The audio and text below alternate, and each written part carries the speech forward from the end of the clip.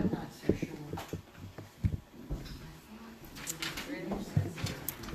Okay, we are going to be going live with Dr. Howard Miller, and we think we're almost ready. We're not quite sure. Okay, we're going to go ahead and get started. I just want to thank everyone for coming tonight to hear Dr. Miller talk about Ben-Hur for the last time this year. Is this your third time? Third? No, this year. Oh, this year. This actually, is it unrelated? I don't know. I think so. So fourth visit. Yeah, fourth visit this year. So thank you for coming up again. Afterwards, we do have a few refreshments provided by Judah Ben-Hur that we'll set out. So feel free to stick around and enjoy those. And here's Dr. Miller. Thank you. Thank you.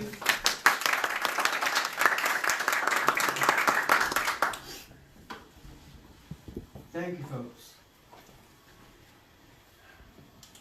For those of you who were last time, we had 50 people. Yeah. And I kept thinking, that was really great, but I hope they don't come back. I'm not up for that tonight. I'm really tired. I've given five of these lectures, or I'm about to give the fifth one, and it's beginning to show on this old man. So if I nod off while I'm talking, just wake me up and I'll find my place. And I'm only half kidding. I have a ton of adaptations to tell you about. And I bought the DVD packages and the novels and everything, and they are back there behind Susan and Eileen. I have my computer glasses. Okay, it is Eileen. All right. So I took the trouble to bring them. Look at them. All righty. So I also brought my mic with me. If you haven't met Michael Glazer, then you do that today. It was last year in 2005, and he doesn't know any of you. Except Deb was apparently here in 2005. Deb alone survives to tell the tales. All righty. Now, and I will make my usual disclaimer about having a lecture that's way too long. But I'll remind you that this is just like having a Tuesday, Thursday class. It's going to be an hour and a half, not quite. No test, but if you really want to fuss at somebody, fuss at Lew Wallace for being so continually relevant, because there has been an explosion of adaptations of Ben-Hur, and that's what I want to talk to you about tonight. The MGM epic film of Ben-Hur was so spectacularly successful that it might well have ended by the sheer weight of its singular artistic and financial achievements. The adaptation of our general's novel just ended it. And that is more or less what did happen for an entire generation. The quarter century after 1959 saw no efforts to adapt Ben-Hur in any way. I'm prepared to say that authoritatively. Watch someone prove me wrong. But from the late 80s to the present, there has been a veritable explosion of adaptations that are remarkable not only for their number and variety, but also for their global scope. They include at least 3 animated versions, an overtly Christian radio dramatization, 3 musicals, several theatrical productions, both here and in England, some very serious, others not so much, including one that features the general himself, at least 2 very different novels, a TV miniseries, and finally, the 2016 MGM Paramount film that so many of you have already seen. It's safe to say that there have been more numerous and varied adaptations of Ben-Hur in the past 30 years than in all of the previous adaptation history, period. Lew Wallace published Ben-Hur in 1880, which was the height of what has been called the quest of the historical Jesus. In the last quarter of the 19th century, biblical scholars used the tools of modern scholarship, especially archaeology and linguistics, to discover as much as they could about the historical facts about the life of Jesus. They sought to go beyond the apocryphal infancy gospels of the early Christian era, which were primarily morality tales, intended to demonstrate the divine nature of even the infant Jesus. The questers wanted to discover as much as they could about the historicity of the life of Jesus, especially the 20-year gap between the incident with his parents and the temple elders and the beginnings of his ministry. In other words, they intended to flesh out the backstory of that ministry. Some of them even suggested that the young Jesus traveled extensively, perhaps as far as to India, where he might have met and been instructed by the Buddha. That was actually a very popular theme in the late 19th century. In a sense, the general himself was part of the quest. He published his own The Childhood of the Christ, in which he discussed and then dismissed the embassy gospels. But then in Ben-Hur, the general created his own apocryphal incident in the life of Jesus. His chapter on Jesus giving water to the prisoner Judah Ben-Hur was so realistic that many Christians came to believe that it was canonical, that it was actually in the gospel accounts. And he even put Judah into the gospel narrative of the arrest of Jesus at the Garden of Gethsemane. In Ben-Hur, Wallace also created his own chronological gap in the lives of his characters. The novel tells us very little about the relationship of the boy Messala with the Hur family before he left for Rome. And it is the existence of that gap, those empty years, that have made possible the recent attempts to redeem Messala. They had these years to fill up. Mostly, if not virtually all, of those recent adaptations of Ben-Hur attempt to flesh out the childhood of Judah and Messala. They endeavor to create a backstory for that relationship between the two men. To varying degrees, they build on Wallace's suggestion that the young Messala was close to the Hur household while his father was a Roman administrative official in Jerusalem. Having done that, they then seek to negate Gore Vidal's assertion that that relationship had homoerotic dimensions that were all too obvious in the drinking scene of the 1959 film that Vidal's assertion made notorious. Those adaptations go out of their way to emphasize the heterosexuality of both men. And finally, they endeavor to correct one of those unusual facts about Wallace's tale of the Christ. There are no complete nuclear families, father, mother, child, in Ben-Hur, except for, would you believe, the Holy Family. Judah's father and Esther's mother are only cherished memories in the novel, and neither the mother of Messala nor of Iras is ever mentioned in the novel. These people are all without mamas and daddies. It's very strange. The first of the adaptations of Ben-Hur, after the spectacular 1959 epic film, was, of all things, at first this huge movie, the first adaptation, little tiny animated cartoon. In 1987, an Irish company took advantage of the increasing popularity of animation and produced a 47-minute adaptation of Ben-Hur, which is noteworthy because it cuts the story to the basics but uses most of the language of the novel in its presentations. Although it is much too early, simple, and even primitive to engage the complex issues I have just mentioned and I'm going to be discussing, I love this little thing because its early stop-action animation is just plain cute. It features the only cute version of a chariot race in the tradition.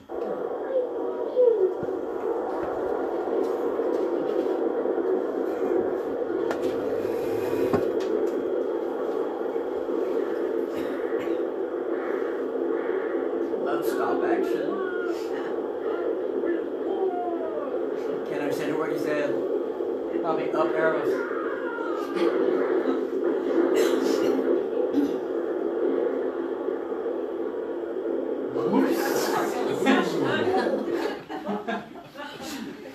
Y'all like that? That's cool.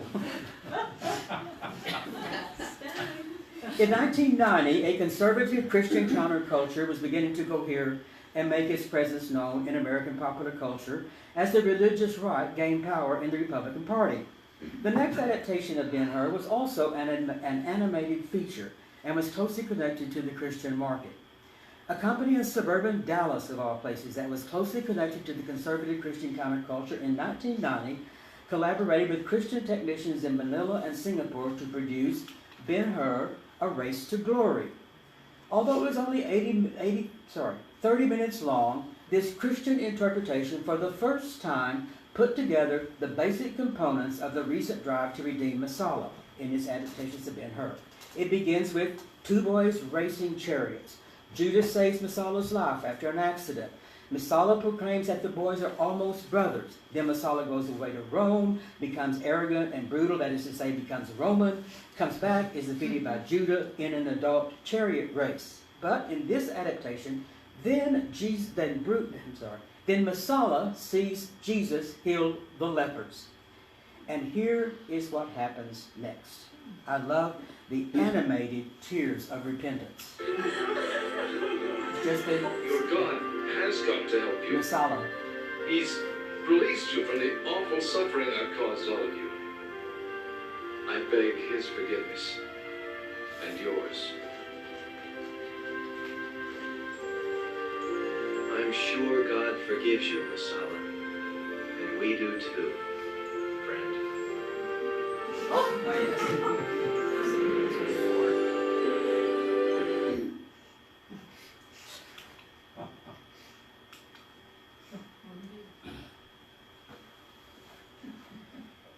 By 2000, the conservative Christian niche market had grown enormously, at least in part as a result of the radio ministry of Dr. James Dobson, whose focus on the family program became a prime mover in the growing culture wars that was increasingly dividing America.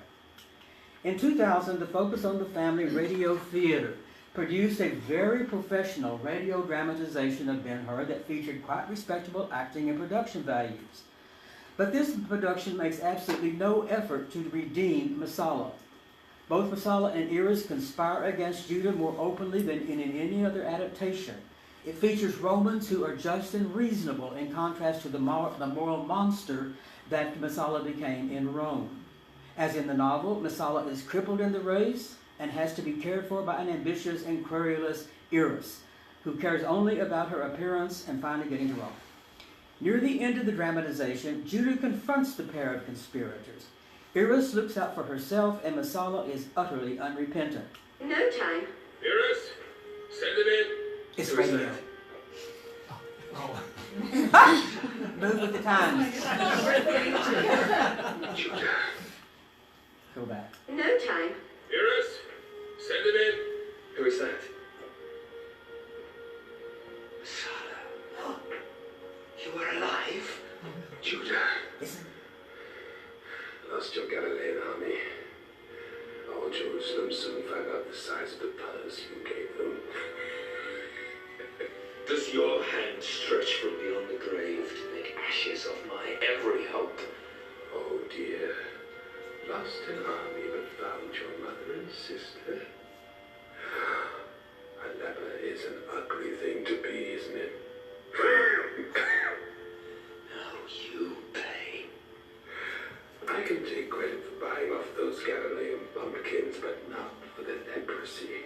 A nice touch, though. Now you pay, Roman cur! Go on. Strike. I can't get off this couch to defend myself.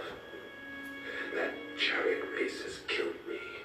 The physicians thought I could recover, but the bones that have mended are covered with flesh that will not. So strike. Release me. And release Iris from having to attend me. Oh! No. Let your existence be a living death, as you have made mine. Why, Judah? Where is the forgiveness your Nazarene was so fond of preaching? No man can forgive an injustice against the innocent. Only God can forgive on such a scale. I wonder if he can forgive me. I have no idea. Judah, take me with you. Iris, loyal to the last. No, Iris. You deserve each other. Iris, What? when you poison me, use hemlock and wine. If I'm to be judged by his God, I'll need something to dull the pain. No time. Iris? Despite Balthasar's constant reference to the need for forgiveness, Judas, as you heard, in the final analysis, is having none of it. The two conspirators deserve each other. No forgiveness here. This production is not interested in forgiving and redeeming Messala, but in focus on the family, in dealing with Judah's incomplete nuclear family. Going to fix that. Ithamar, his father, was not a merchant, as he is in the novel, but a trusted soldier in the service of King Herod. But Ithamar refuses to carry out Herod's order to kill all of the newborns in Bethlehem. For his failure to participate in the slaughter of the innocent, Ithamar is killed. But the spirit of Ithamar, the absent father, is a constant presence in the early part of the production because he refused to kill the innocent babies. A not so subtle reference to the modern pro-life movement, yet, of course. Then when it becomes clear that Judah's mother and sister are also dead, the narrative focuses on Judah's finding in Simonides and Esther, the steward of the Hur family, and his daughter, a second family. For most of the production, Judah calls Esther his little sister and treats the steward as a second father.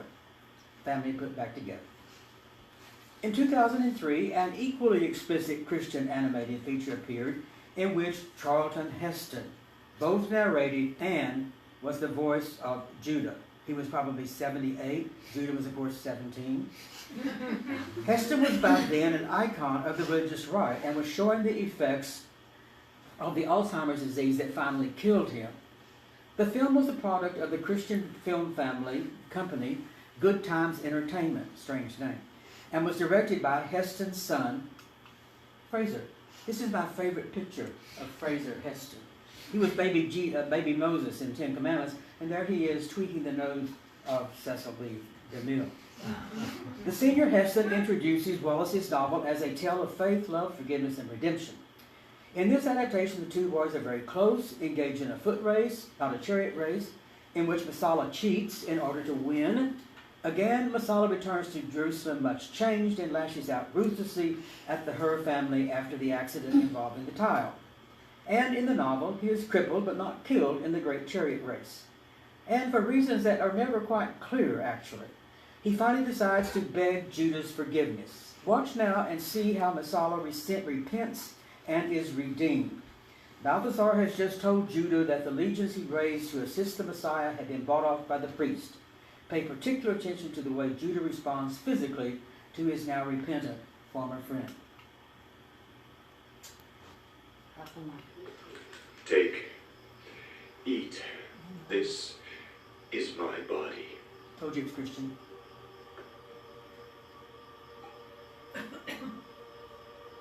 Drink, for this is my blood This is of the probably New the Testament. only Eucharist in the The next adaptation morning, series. he scanned the streets of Jerusalem, seeking all the faithful to join his army. This is Jesus. Balthazar, where are the others? The rest do but follow the priests Seeking what? to kill him. And this is all? This is my army? The rest would not come. There must be more. I will go with you. He's a cripple. What can he do? Messala, Can you ever forgive me? The sky turns black at noon. Good Yeah, the God! lepers. I'm frightened. Something terrible is about to happen. Forgive them, Father. They know not what they do. Dear Lord, how could they? Messala, Judah, Tirza, have faith. But it's terrible. How can I have faith? pray with me, Tirza. Esther, Mother, everyone. Pray. it is done.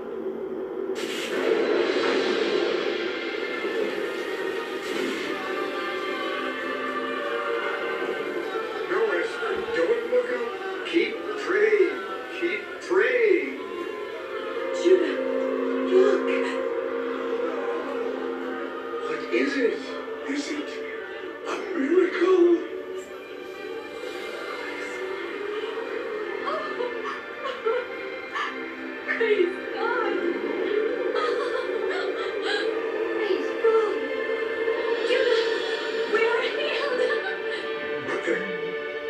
yourself.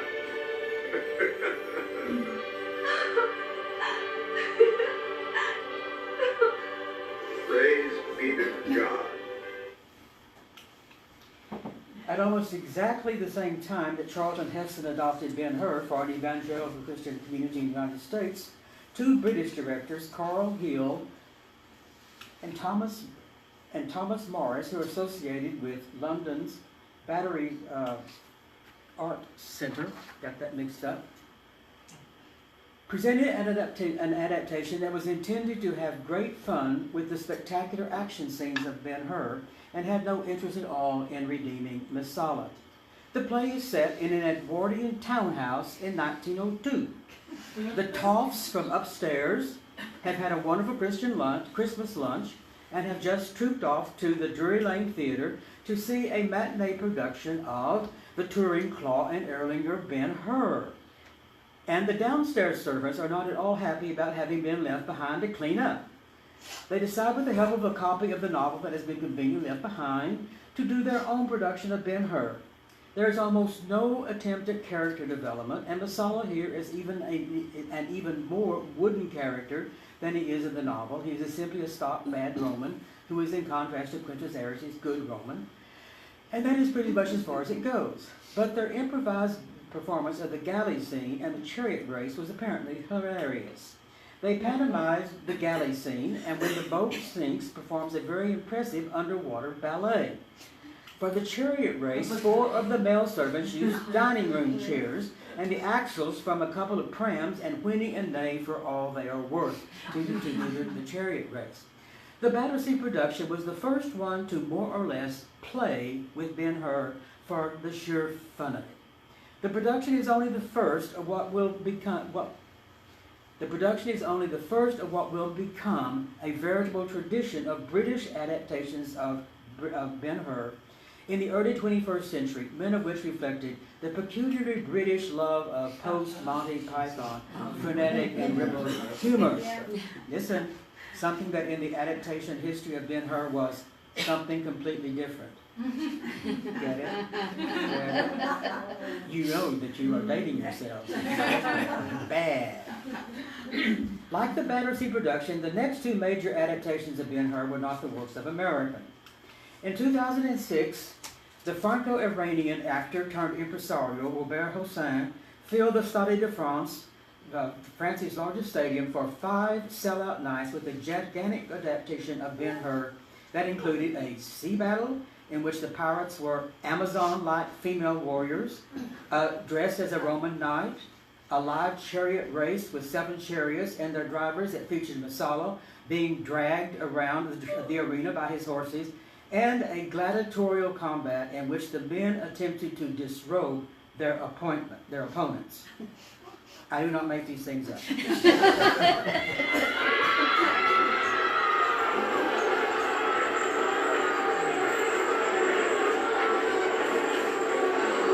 Pirates.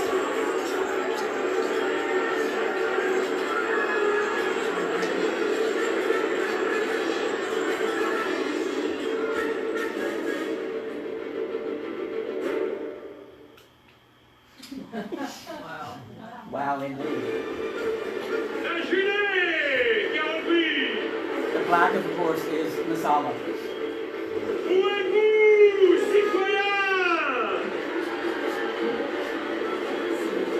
Don't you afraid? Here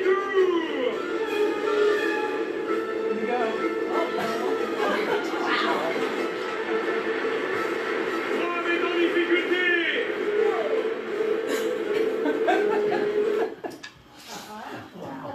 And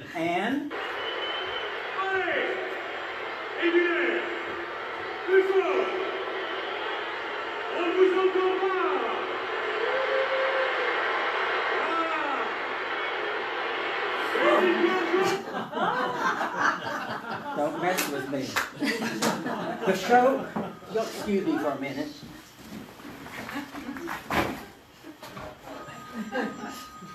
The show played several nights in Paris before sold-out crowds, and in 2006 traveled to Sydney, Australia, where it recruited, I kid you not, Russell Crowe to narrate the show. 3 years later, Franz Abraham, a German Formula One racer turned entertainment impresario, mounted a slightly smaller but even more spectacular stadium adaptation called Ben-Hur Live, which opened in 2008 in London's O2 Arena and then played for 100 to over 140,000 people in a 2009 two-month tour of Munich, Zurich, and Hamburg. London, you ever been to there? Crowd scene, cast scene, Judah and Messala, Judah and Quintus Arias, chariot race, spectacular, spectacular, Judah and Arias, race again, Jesus on Palm Sunday. For my money, the most impressive thing about this production was not the live chariot race, but the ghastly, almost skeletal galley ships, which, not to be outdone by Hussein's Amazons, Abraham has attacked by, wait for it, guys on dune buggies.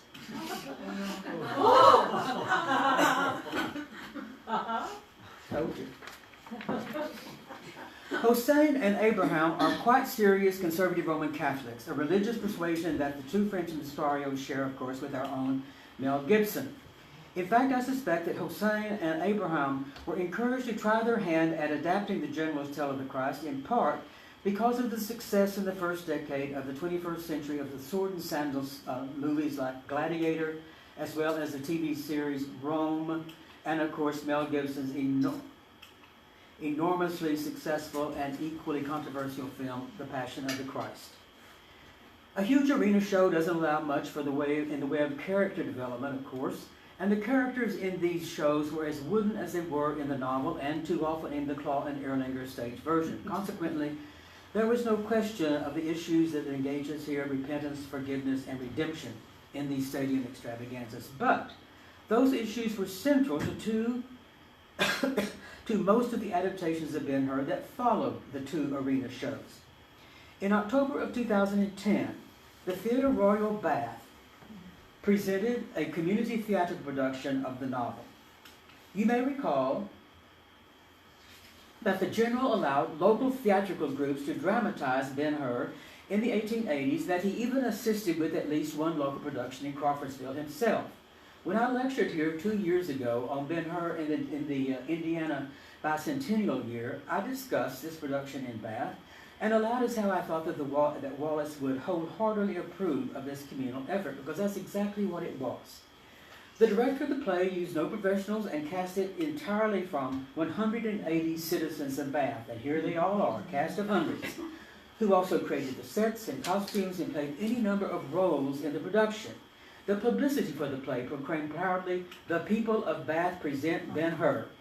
Because Bath had been a center of Roman Britannica, the PR principal slogan was, "The Romans are back."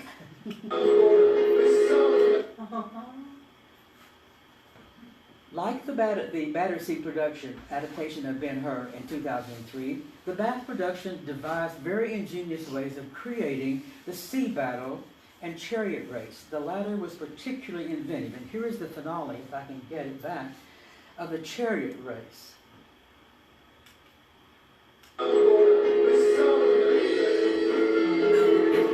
Here's Judah. There's Messala.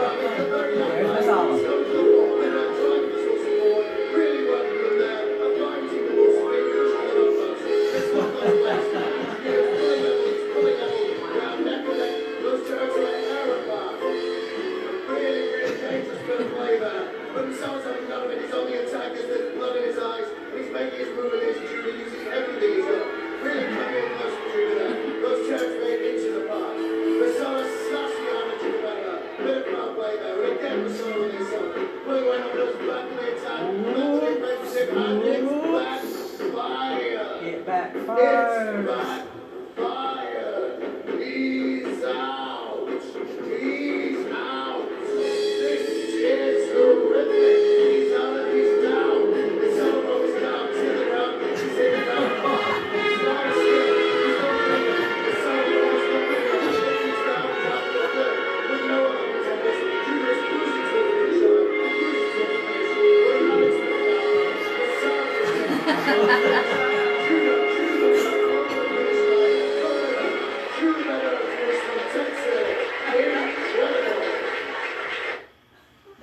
Get that guy out of here.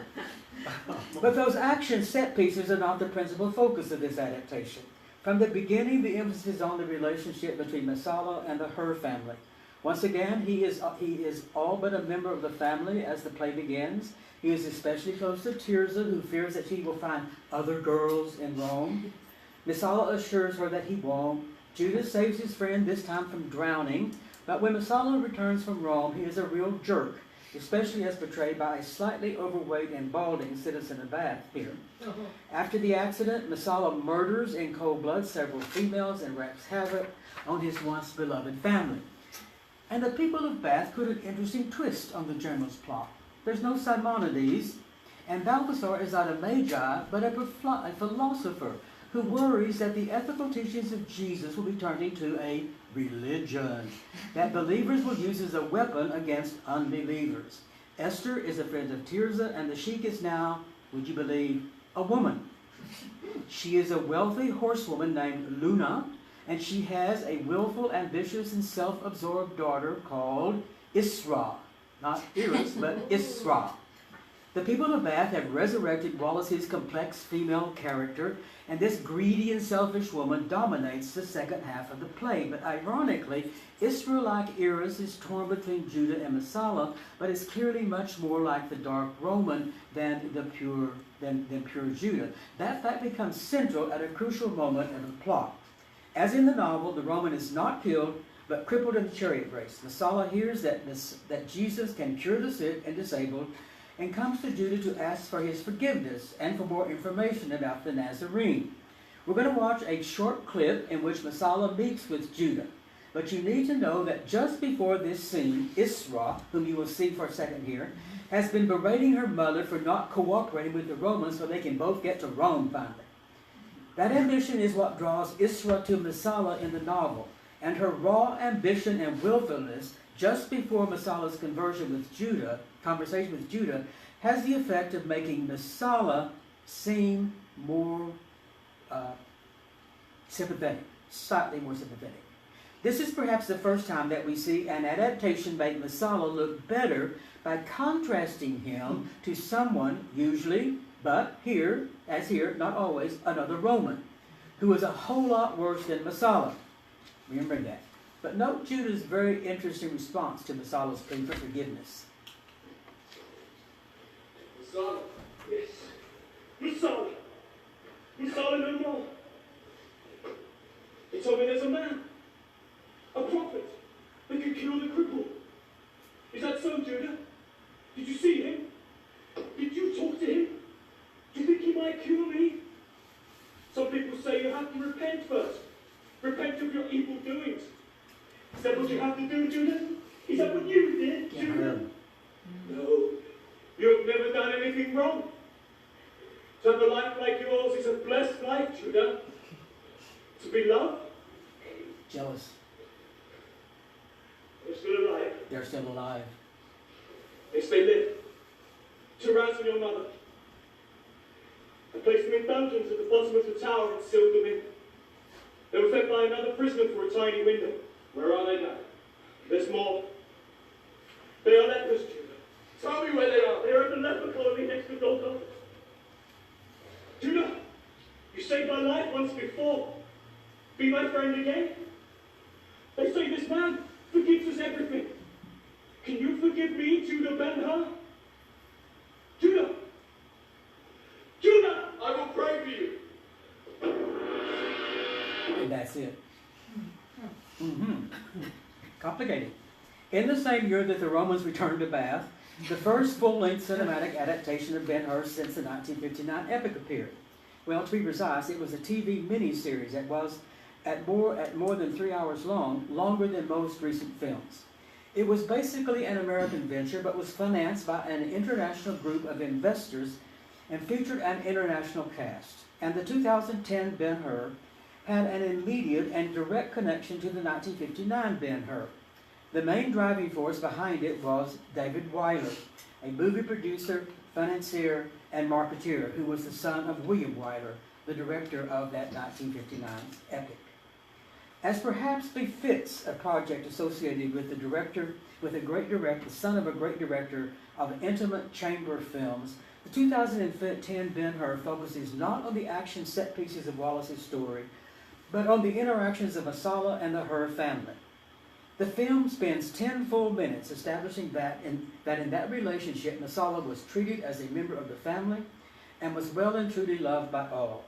It is easily the fullest treatment of the early relationship in the recent adaptations of Ben-Hur.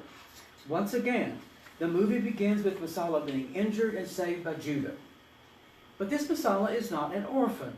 He is instead the illegitimate son of a thoroughly evil Roman senator, also named Messala, who, although he has no real affection for Messala, is fiercely ambitious for his advancement and sends for him to return to Rome. And here is the leave-taking of the kid Messala from the Hur family.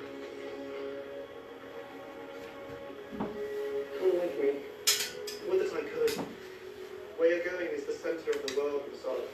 Things that would never be possible here will come your way. Will you write to us? I doubt it. I'm no hand with a pen, but I'll think you are. All of you. I will miss you. And I will come back. Promise. Be safe. Experience Messala.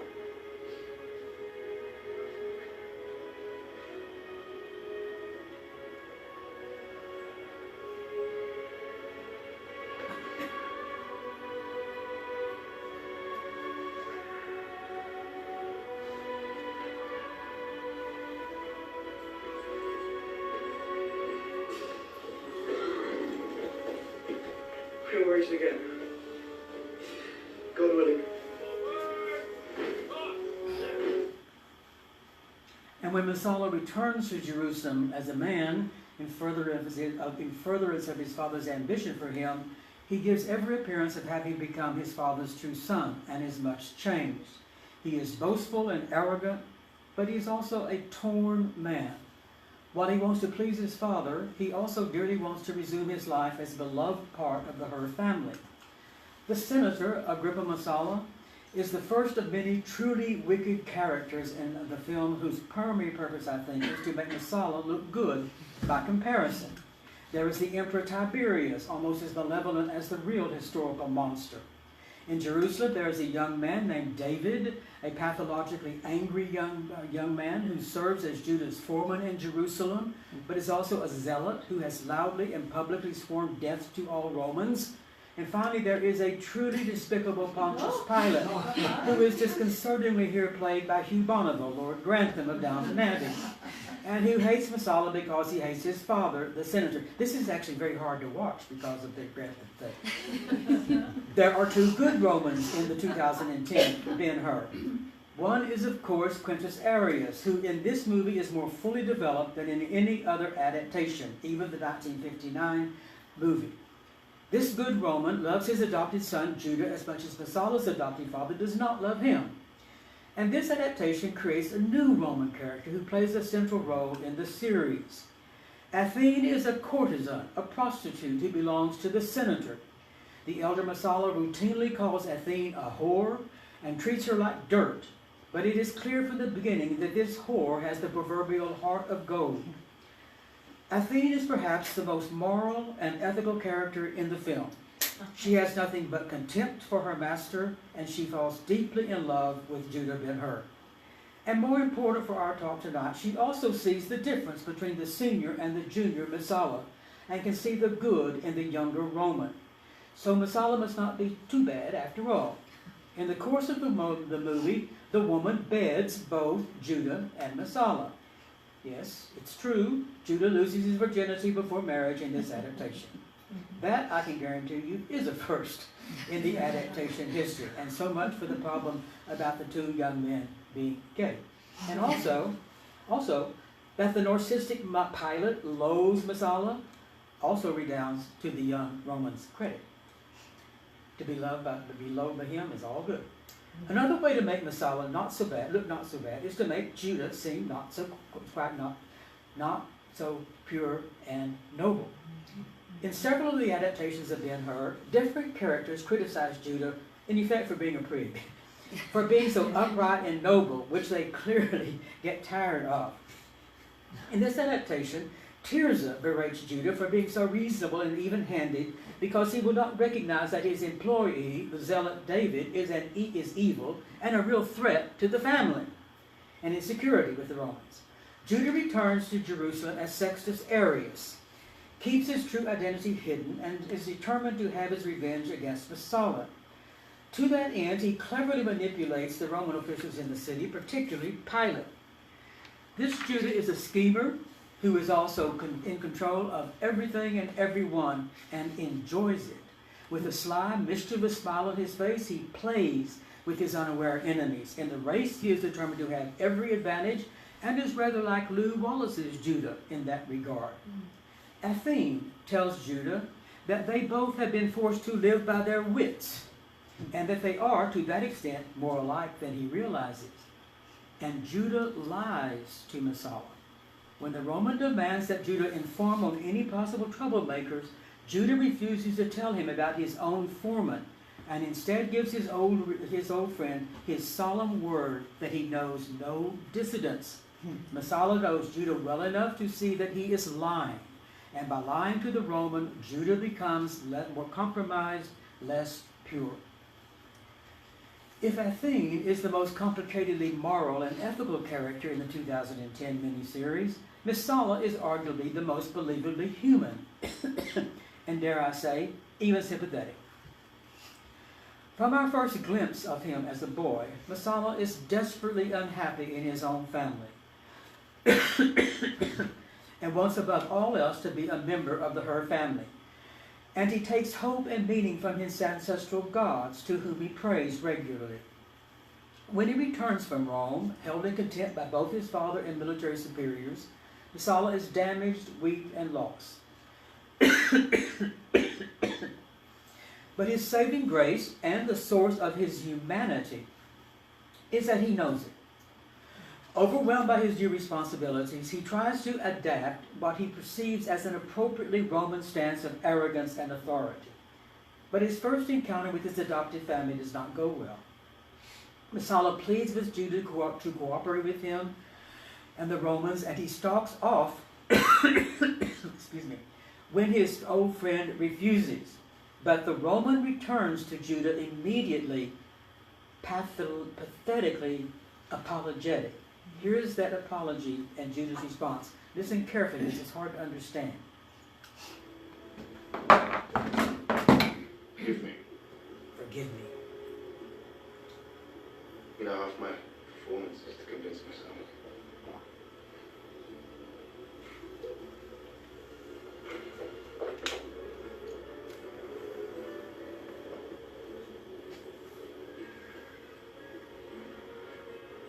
Messala, no need of forgiveness. Go with God will be yourself. All will be well. All will be well. But all is not well the next day. When Judah Ben-Hur remains in control of everything, and throughout most of this movie, Messala controls nothing and never has. That becomes very clear on the day of the accident. Messala is so overwhelmed by the calamity that has befallen both himself and his adopted family that he becomes virtually paralyzed. Pilate, who is so fat and out of shape that he can barely mount his own horse, is livid when the falling tile causes his horse to panic and throw him, and he demands that Messala do something. Shortly thereafter, we see what Pilate has in mind for the Hur family and Messala's response to his order. The response involves his domestic gods. Listen to this. Daylight. An attack on Rome's emissary. Tiberius will hear of this. And of your incompetence, you placeable fool. I'll have you removed, you hear? Sent to the furthest reaches of the Empire. Am I not injured enough? I could have been killed. Those responsible are under arrest, Excellency. Crucify them. The weapon could have pierced my skull. Well, what are you waiting for? I said crucify them. Excellency. It is the feast of the Passover. I know that. That's why I'm here, to make Rome's presence felt. Who are these rebels? One of the foremost of the Jewish families in Jerusalem. Judah Ben-Hur and his mother and sister. Well, make an example of them. Crucify the man and go all the way.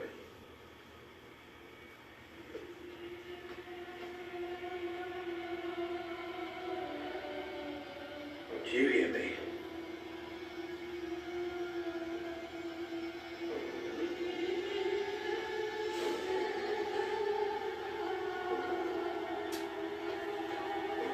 These guys.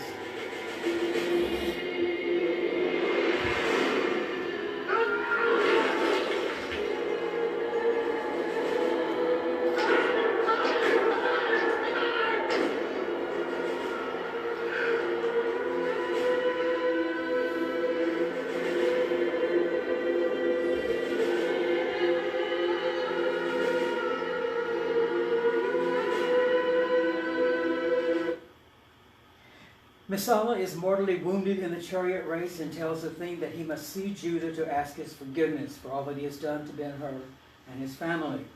Athene joins forces with Esther to encourage Judah to see and to forgive, his former friends. But Judah's heart remains hardened until he confronts Jesus on the way to Calvary. In this telling, Jesus appears so frequently that my seminar students nicknamed him Pop-Up Jesus. Jesus once again urges Judah to forgive those who have sinned against him. And Judah's heart is finally moved. He goes to Messala, who begs his forgiveness, and in effect, Judah forgives him, the repentant Roman, who then dies in his arms. By the way, I have no clips for the second half of this thing because it's the one thing that my elves at UT couldn't figure out. The formatting was all wrong or something like that. So that's all we need is more film clips anyhow. I'm of the opinion that David Weiler's 2010 TV miniseries version of Ben-Hur was the primary model for the 2016 Paramount MGM film. How many of you have seen the 2016 film? Oh, okay, good enough. The most important driving force for that ill-fated venture was the Christian film entrepreneurs Rona Dowdy and Mark Burnett. This had, whoops, there we go. I forgot to show you that. That's a theme taking care of Messala. And this is where he is when Judah comes and forgives him. Thank you. Rona. Oh. Rona. Okay. This adaptation, don't laugh at her. She spent a lot of money for that face. This adaptation differs from other recent interpretations of Ben-Hur in one crucial way. Messala here is an orphan whose father was a Roman official in Jerusalem and whose grandfather was a coward and a traitor. Got it? The child was adopted by Ben-Hur, by the Hur family, and he has been part of the family ever since. He and Judah are already young men at the beginning of the film and are almost literally brothers. Moreover, Messala and Tirzah are already clearly in love. And within a very brief time, Judah and Esther get married. So no question of homosexuality there, thank you very much. And Messala leaves the family not to go to Rome, but to go to war to establish himself as a man in his own right. So, how does this latest Christian adaptation rehabilitate Messala, who, as you know, in the novel is totally evil? Well, it first demonstrates that the young Roman is religious, even, like in the other one, even if he worships different gods from the Hurs. Also, Tirzah, like Athene, obviously loves Messala, and vice versa. How bad could he be then? We also discover that Messala has kept at his side throughout his military career the little horse and chariot toy that his brother Judah gave him as a boy. Aww. In addition, the film introduces a new Roman character who is much worse than any other Roman character we've seen. His immediate superior, Marcus Decimus, who is always on hand to remind Messala of his traitorous and cowardly grandfather in order to force Messala to pronounce very severe and cruel judgments that he almost certainly would not have made on his own. Then, the novel demonstrates that not all the bad guys are Romans. Some are Jewish zealots who in this film make even more trouble for the Hur family than did the former David in the 2010 film. And the new film even goes beyond earlier Christian adaptations in reconstructing the Hur family. It could be argued that in Sheikh Ilderim, the family acquires something like a male head to replace in some way Judah's dead father, Ithamar. It's reimagining the role of the Arab sheik is the most significant change the new film makes in Wallace's basic storyline. Played by the only well-known actor in the film, Morgan Freeman, in The Worst Dreads You've Ever Seen, Ilderim replaces several of the general's male characters, the Magi Balthasar and the faithful Mala, who are entirely absent from this film, as well as Simonides and Quintus Arius, both of whom have dramatically altered and reduced roles. It is Ilderim who becomes Judah's mentor, teaches him to handle the Roman chariot in 4, and then bribes the Romans into letting the young Jew compete in the chariot race and to forgive all charges against Judah if he defeats Messala. The Arab also takes charge of the hill lepers and returns them to their family, and it is Ilderim who, in the dramatic last scene of the film, leads the now reunited family to a new life. Let me now show you a few clips from the 2016 film, aware that some of you have already seen it. The film begins with a race and an accident, but it is Judah who gets hurt, not Messala. It's important for the conclusion of this film in a minute that you know that Messala then carries Judah on his back all the way home because both of the horses have been hurt.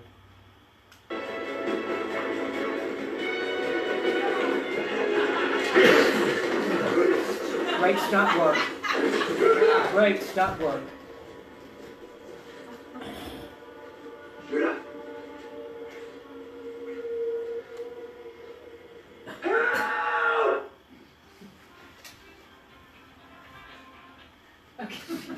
Oh no. Don't do that to me. A freak. The film goes out of its way to establish that Messala is a part of the family, so much so that he finally goes away in order to prove that he is worthy. In this clip, he tries to make Judah see that he cannot really be a member of the family, without proving himself. Here we go. Listen carefully. Messala, you and Tizia are be like what? Like we were family. We're not family, are we? Are we? We're just a lonely orphan your family took in. Oh my God, of course we're family. You're my brother. You'll always be my brother. Everything I own is yours. No, Everything. never have your name. And every time my name's spoken, it'll be spoken alongside stories of my grandfather. Until I earn it back. Here is the aftermath of the accident. Messala is surrounded here by Romans, including Pilate. Pilate's the one looking out through a grate. And they are egging him on to act like a real Roman and kill him. I swear I'll kill him. Won't save him. But if they did, can I? Where? They're gone. Maybe undisposed. They're laughing at him. Step back.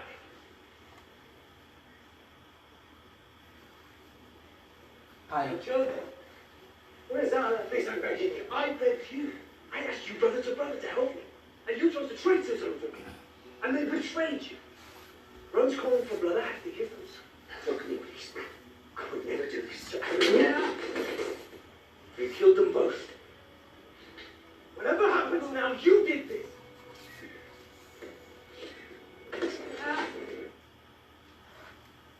In this film, Jesus is not in Nazareth, but, as in the 2010 film, is in Jerusalem.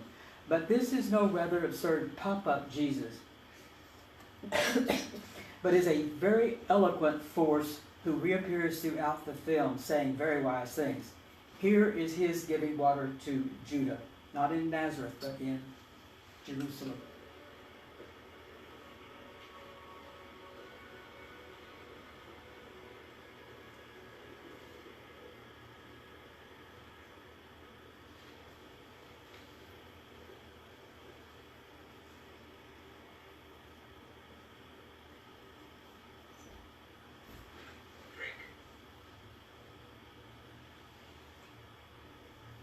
Listen.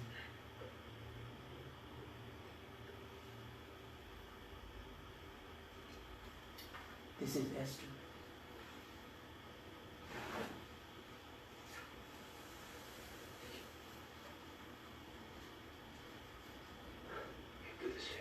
you'd do the same.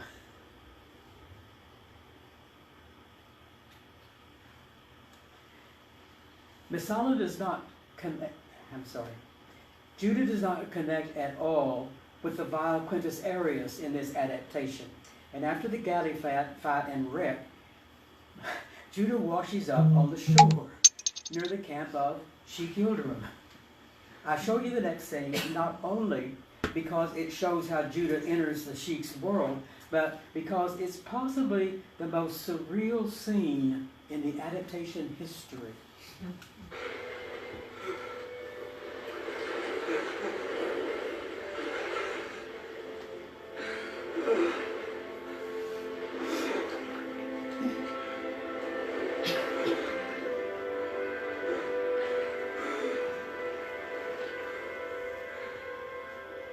He's asleep now.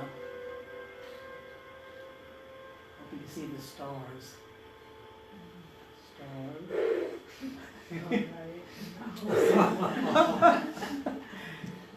Say what? That's how he meets the horses. Get that look. Wow.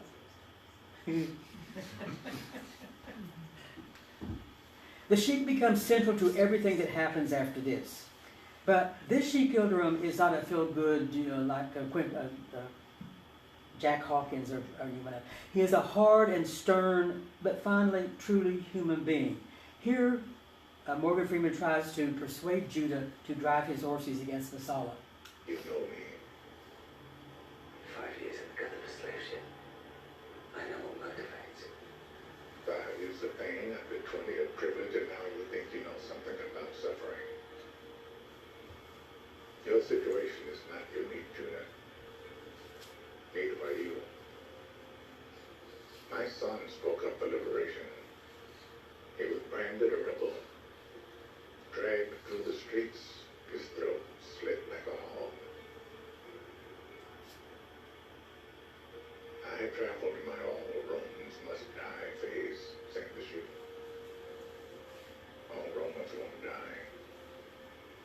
They can't die. You can't kill them quickly enough. If Messala is the pride of Rome, take their pride.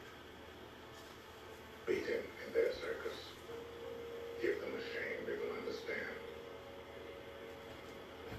I was accused. I meant to be dead. They wouldn't let me race. I realized that I owe you a real chariot race scene.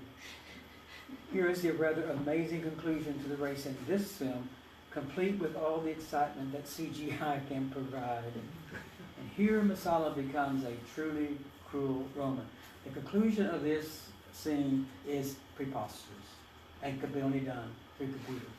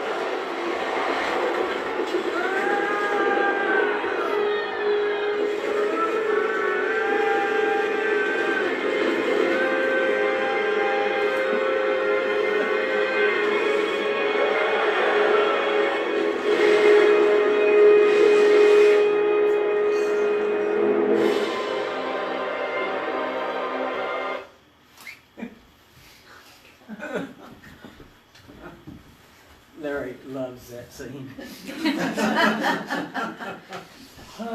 see, where was it? After the race, Judah witnesses the crucifixion and hears the dying Savior asking his father to forgive those who would kill him. You can see the effect it has on Judah. They know not what they do.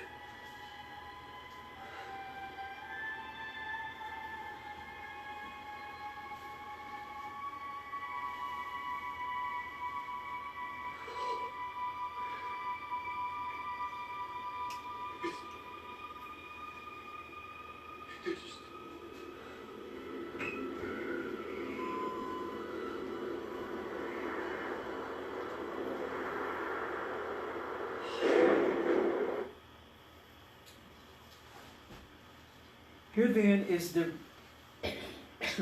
Here then is the reunion scene, the cinematic culmination of the drive to redeem Messala we've been discussing tonight.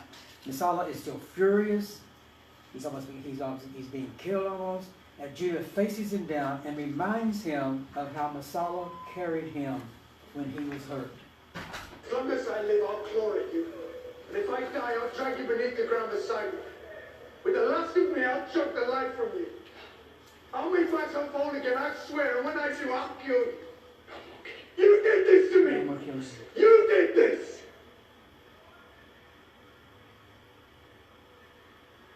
Remember when we were young? When I was young, you carried me. And all your strength for as long as you could. I can't fight anymore. I can't hate anymore. All I can do is carry you.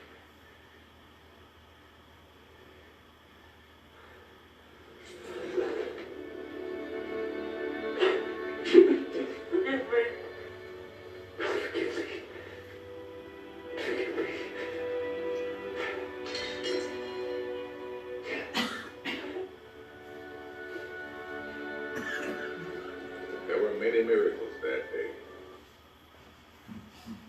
The sheep then fetches the miraculously cured lepers, reunites Messala and Tirzah, and leads the now complete Hur family out of the city to a new life. Remember my lecture last time, all about homecoming and outcasts going home? There's one outcast left to come home. Here he comes. Messala, the last outcast, has returned to his family and his family home. Don't look back, Judah. Your life is ahead of you.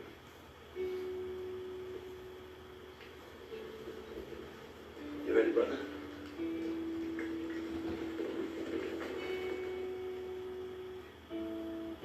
If you could look inside my life and use my eyes, would you pity me? Would you see the desperate night and all the light that brought me to life?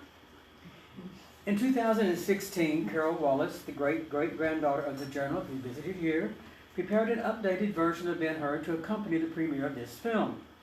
In it, she tried to get inside the interior landscape of some of the novel's main characters, something that the journal never even attempted. It's too bad that Miss Wallace did not try to get into the head of Messala. She does women, but not Messala. Her young Roman is almost as one-dimensional a character as the original. With one intriguing exception, in her adaptation, Miss Wallace has Messala walk around the courtyard of the Hur palace after the family has brutally been taken away at his command. He sees something gleaming on the ground, and picks up the mother's gold hair clasp. He has a momentary pang of conscience, but as you know from listening to her, she didn't have the right to reinvent characters like so many of our adaptations about it yet. Now, here's an interesting question. What if it's not just Messala who needs to atone for his sins? We're going back now chronologically. In 1988, Thomas M. Dash, here's Carol Wallace. Forgot. Sorry, Carol. Thomas M. Dash, an avant-garde New York City playwright, wrote a stage play called Ben-Hur that features not only Wallace's fictional characters, but also the general himself, as well as a female understudy from the Claw and Erlanger stage play, and, of all people, Mary Surratt, one of the alleged conspirators in the female alleged conspirator in the assassination of Lincoln, who was ordered executed by a commission that included Lew Wallace. In the play, Lew tells us how he was wrongfully accused for the near defeat at the first day of Shiloh. The understudy then relates the injustices she suffered as understudy for one of the stars of the stage, Ben-Hur. And Mary Surratt relives the tragedy that befell her in the assassination conspiracy trial. Dish believed that Wallace wrote the novel in part to atone for his role in the death of Mary Surratt. The argument is that the miraculous healing of the 2 lepers, who were also the innocent victims of a grotesque miscarriage of justice, reflected the general's remorse about his role in the conspirators' trial. Who knows? Who knows? Everyone's free now to say what they want to say. And then in 2011, a Canadian high school English teacher named Lois Scouten, I've talked to you about this before, published a sequel to Ben-Hur. Whoops, that's Mary Surratt. Isn't that a ridiculous picture? It's really tragic, actually. Put it under umbrella, you'll kill her, but hide it so you won't see it. Thank you. Here's Mary. Mary Surratt, okay. Lois Scouten published a sequel to Ben-Hur entitled Messala, The Return from Ruin. Here is the rehabilitation, if not the redemption of Messala, completed. The novel is told from the Roman's perspective and in his voice. He survived, Messala survived Irus' attempt to murder him, and now lives next door to the Hurs in Mycenae. Irus, by the way, lives next door to both of them and makes life miserable for the 2 of them equally. And they end up, by the way, conspiring on how to get rid of her. It's in there. In this telling, the accident and its aftermath was all a big misunderstanding. Messala is the wrong party, and Judah turns out to be something of a snob and a jerk, and his mother is worse. And since he had done nothing wrong, Messala has nothing to confess to or to be forgiven for. Around the turn of the century, not 1 but 2 spectacular musical versions of Ben-Hur appeared briefly, first in Orlando and then, of all places, Singapore. Each was the product of producers seeking to appeal to the Christian niche market's love of Christian pop music, and to the general audience's apparently never slacking thirst for spectacle and extravagance. Both presented the story of Judah and Messala as a black and white contest between good and evil, much like the interpretation of the touring arena shows. Both ventures were critical and financial flops, and neither is particularly relevant to our focus on redemption and forgiveness in the adaptation history of Ben-Hur. But while I was rummaging around online for Ben-Hur musicals, I found a musical that is very relevant to our focus, and you'll never guess where it was from. Have you ever heard of the University of the Nations in Kona on the Big Island, Hawaii? Neither have I. Google, Google, Google. It is an international, non-denominational Christian institution that has recently got into big trouble for financial shady dealings. But in 2013, the Christian school mounted a very simple musical version of Ben-Hur, which you can view in its entirety on YouTube. Hour and 37 minutes. It is very amateurish and silly, but very lively and very modern, and given to very broad humor.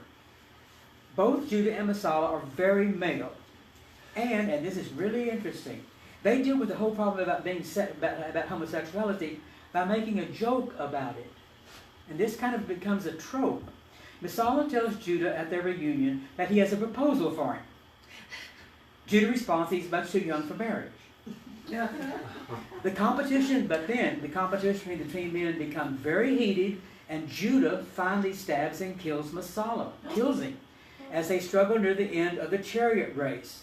Follow me. Whereupon it is Judah who is stricken with remorse at what hatred has made him do. More so than in any other adaptation, Jesus is a central character in this very Christian show. The Nazarene preaches and does miracles throughout the show. You can hear someone sing the Sermon on the Mount very often in song.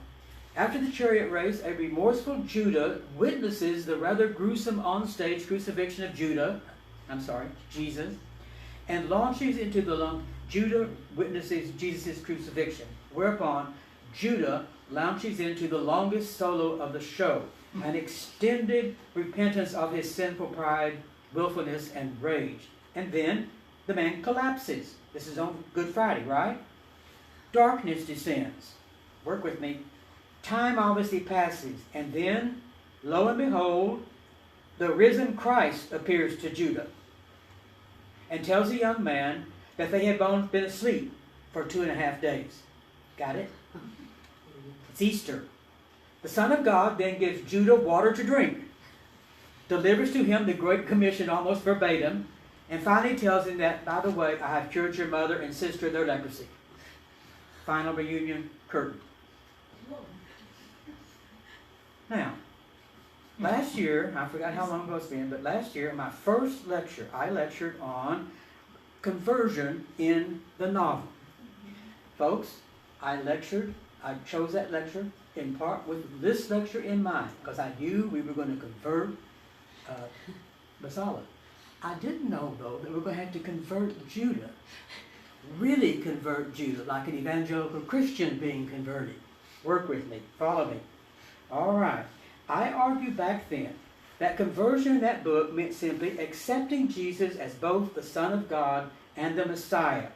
It required no repentance of sin, no acceptance of Jesus as your personal Savior, no plea for forgiveness, and in this amateur production in Hawaii, Judah finally has a proper evangelical conversion experience. He repents of his sin on singing for about 15 minutes, and Jesus forgives him. So, forget about converting Messala. Christian dramatists have more important things to do. Judah himself must be properly converted, and he now is. If I told you I was almost finished, would you believe me? The most recent adaptation of Ben-Hur is also by far the funniest.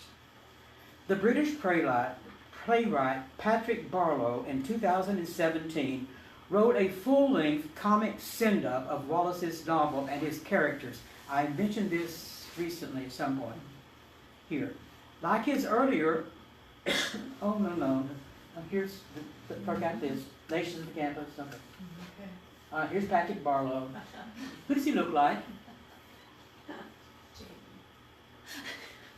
Senator from Minnesota?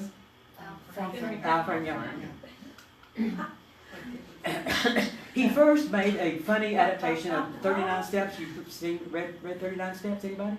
Oh, really? Oh, come on. Barlow's Ben-Hur is performed by only 4 actors who constantly, and have you ever seen a play that everyone, they change costumes constantly? They're just wonderful. It's tiresome, actually. 4 characters who constantly and feverishly change costumes and personas.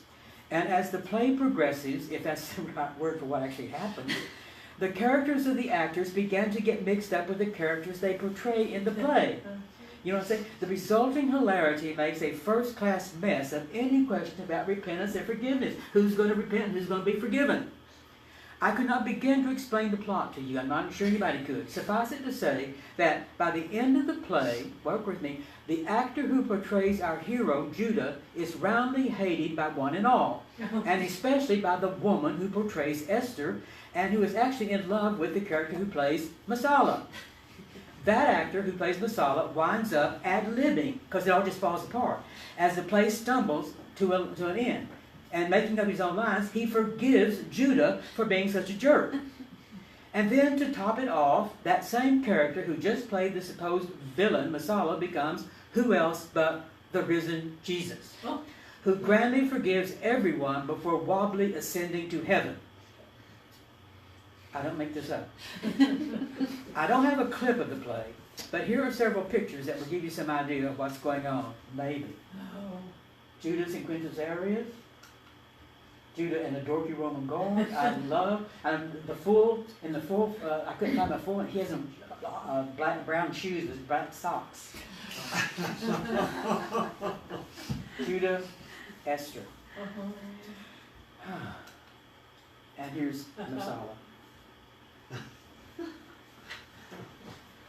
Finally, there's the word.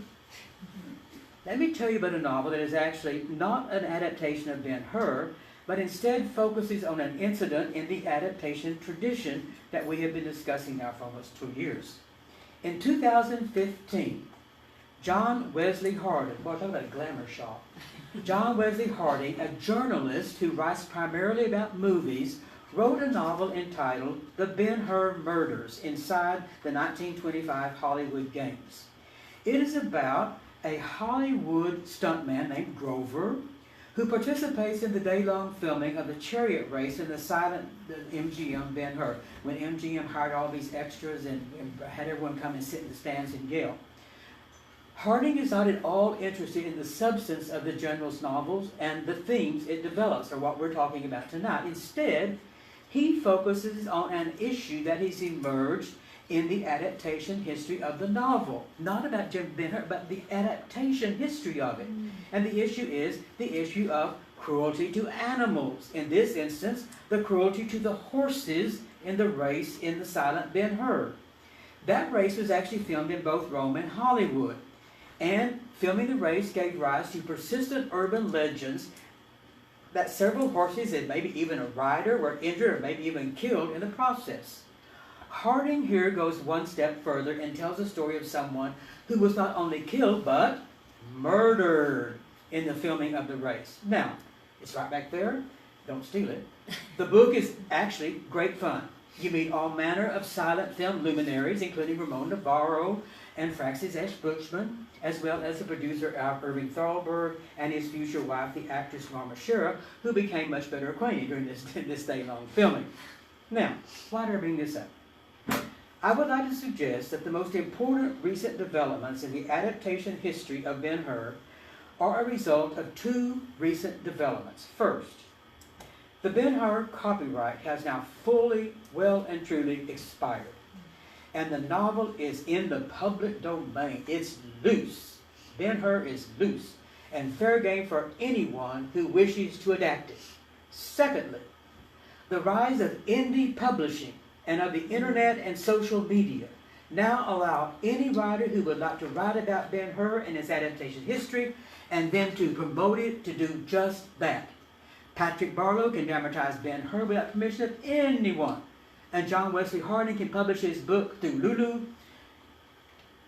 And I, or any number of scholars who are interested in Ben-Hur and his authors, can learn about it through the internet. In other words, for the first time in its adaptation history, the general's novel has ceased to be a literary property and has become instead a universally available source of inspiration for any creative imagination. For the first time, the fate of the novel is not controlled by the likes of copyright holders like Henry Lane Wallace or Louis B. Mayer. I suspect that we are just beginning to see in the Christian play in Hawaii, Miss Scouton's reinterpretation of Messala, Barlow's hilarious play, and Harding's intriguing novel, the results of that unprecedented situation. And a scholar like me can keep up with it all without leaving my study and report my findings to a group like this. And I think that the general would approve. Thank you.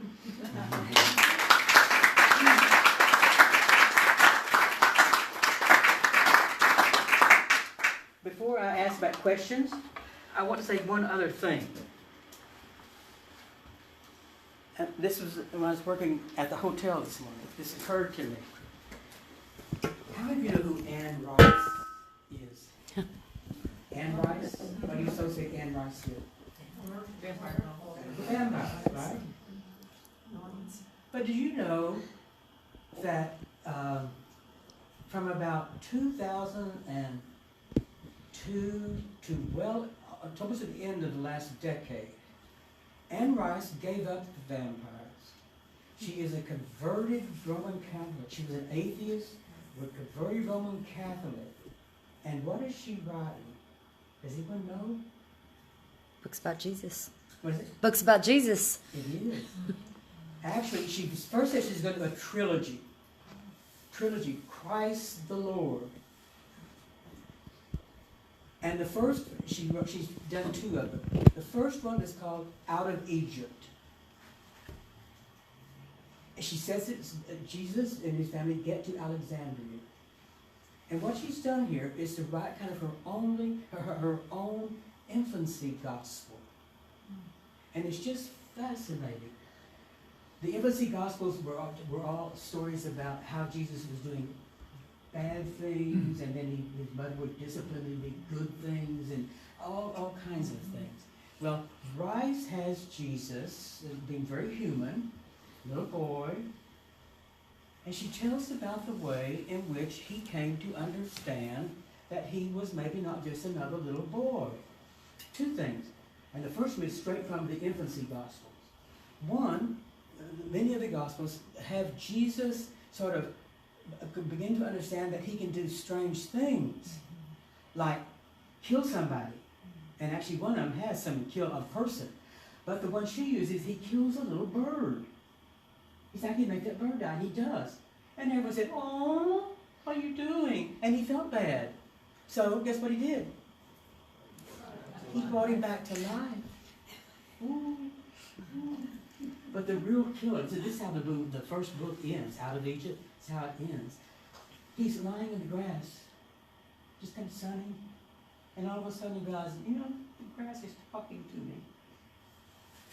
And he can talk back. And he can talk to the grass.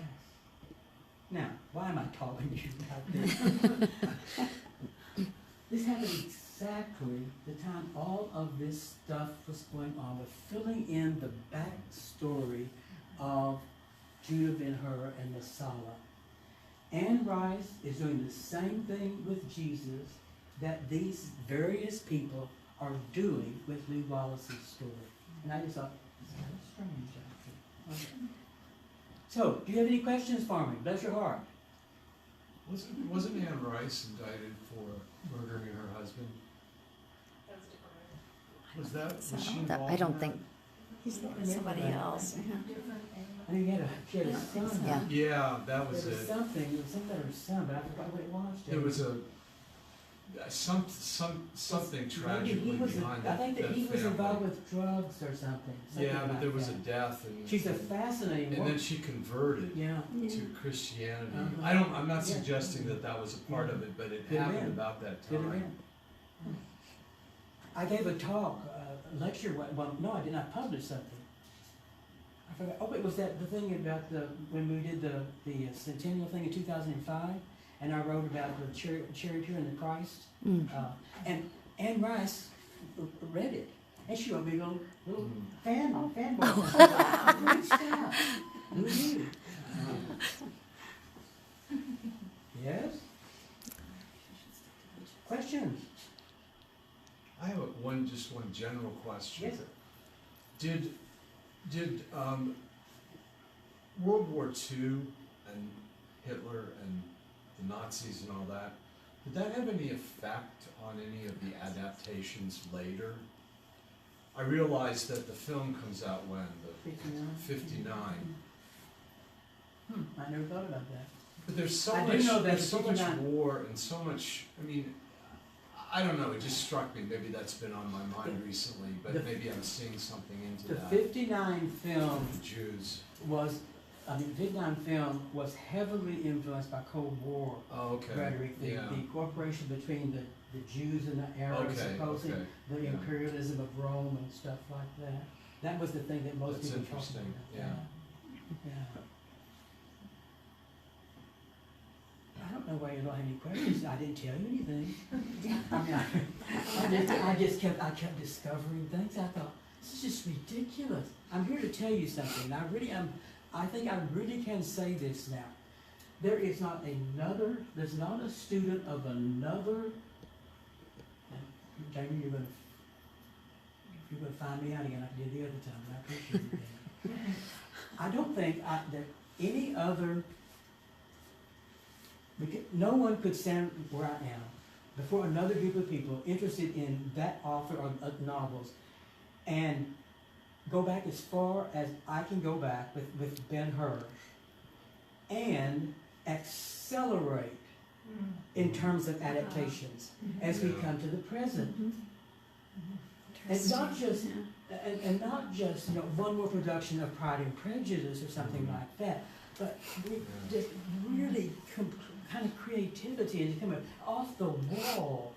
And I was reminded when I found the thing about the Hawaiian kids about the kinds of things that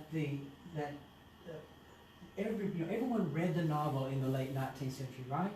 And they all got it in their heads that let's put on a show. And let's do something else with this. When we give lectures and readings and whatever. And the general then at first would sort of go along with whatever. But good, capitalist that he was, by earning a living, he began to assert control over it. And it passed from Lew to Henry and then to MGM. But then all those copyrights began to die. And I don't know what the copyright even for the 1959 film is anymore. But you don't have to say I'm doing the 1959 film. For instance, when they said that when the 2010 film was made, they said, we're going back to the novel. Well, crazy like hell they were. But that's all they had to say. Because it's out there loose now. Yes. Well, so I'm just thinking, you mentioned Pride and Prejudice, and you're talking about copyright. So, there's Pride and Prejudice and zombies and Sense and Sensibility and sea monsters. And so what would you say of Ben-Hur, A Tale of the Christ and Cthulhu? I mean, it seems like a logical conclusion. Well, someone's probably doing it as we speak. Someone is probably doing it as we speak. So what is it about this novel, though, that produces that kind of persistent and even increasing interest? In that 2005 essay, I kind of pontificated about him coming up with kinds of themes in American history. And then I kind of fantasized once about writing a book called Spectacle and Sermon. Except that's kind of what it is. And in this present time, the spectacle aspect of the Ben-Hur tradition is petering out. Now, you're not ever going to see any movie, any studio lay out $10 million to produce even a CGI race. You're not ever going to see that again.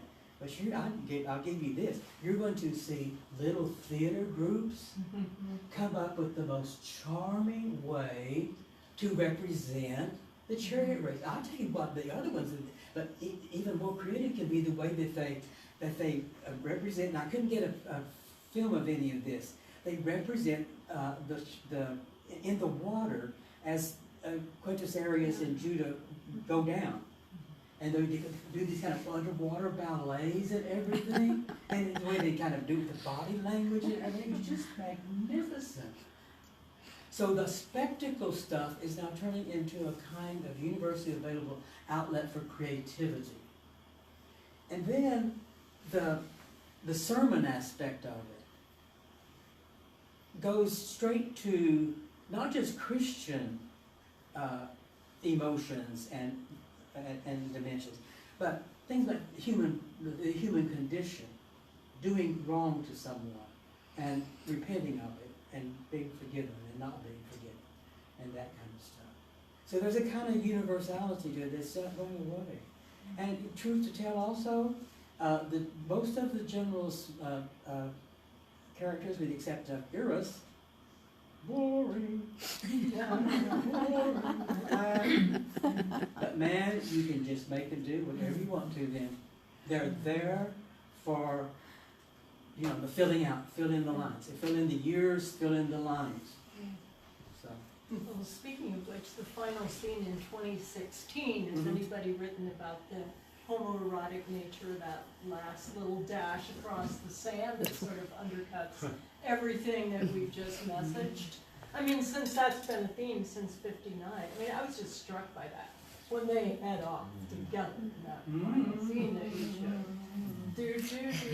I mean, do this in the 21st century, right? Well, and it's the way the movie starts. It seems very, in these excerpts, that's a really good point, Helen. In the way you show these excerpts, I'm thinking this is a real classic buddy movie. Yeah. Because it's not Butch Cassidy and the Sundance Kid, but even Jesus becomes like part of this this buddy system. It's bro Jesus. Dude Jesus. Dude Jesus. Yeah. Well, in the cartoons and in a lot of that, he comes. Yes, it is. And the women are completely marginalized in the But did you excerpts notice saw. that? I didn't plan that. I But know. I think did we ever see Tirza except No. but nothing? No. Well, that's partly because of the theme that I chose, and also I didn't do anything about the sort of the technical dimensions of the chariot race.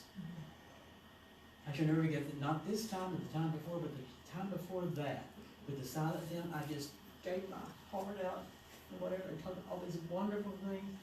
And the first question came up was about the chariot. I just thought, where have you been? And I complained about that to Amanda and to Stephanie.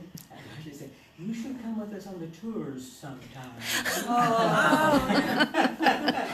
I get a witness? We're still live, Howard. None of you may be alive, but I'm not. I had him promised a glass of wine, and if you're through talking to me, I'm going to get it. Young people, do you have any idea how wonderful this community is?